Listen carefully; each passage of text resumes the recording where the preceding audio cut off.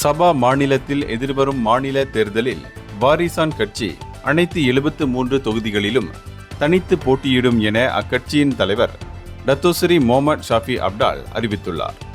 அரசியல் கூட்டணியை விட மக்களின் தேவைகளை பூர்த்தி செய்வதே கட்சியின் முதன்மையான நோக்கம் என்றும் அவர் வலியுறுத்தினார்.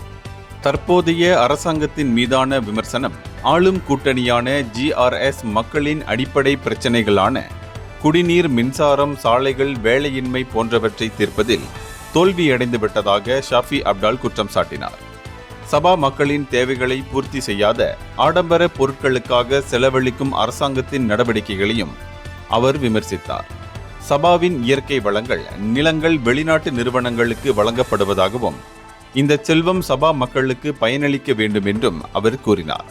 அது மட்டுமின்றி தேர்தலுக்கு பிறகு எந்த கட்சியுடனும் கூட்டணி அமைக்க மாட்டோம் என்றும் ஷாஃபி அப்டால் திட்டவட்டமாக தெரிவித்தார். கடந்த கால அரசியல் ஸ்திரத்தன்மையை காரணம் காட்டி இந்த முடிவை அவர் எடுத்துள்ளார். வேட்பாளர் தேர்வு உள்ளூர் நிலவரம், வெற்றி வாய்ப்புகளை அடிப்படையாக கொண்டு அமையும் என்றும் அவர் குறிப்பிட்டார். சபா மக்களுக்கு ஒரு ஸ்திரமான அரசாங்கத்தை அமைப்பதற்கு வாரிசான் கட்சிக்கு முழு ஆதரவு அளிக்க வேண்டும் என்றும் அவர் கேட்டுக்கொண்டார். இந்தியர்களின் இதய குரல் மக்களோசை.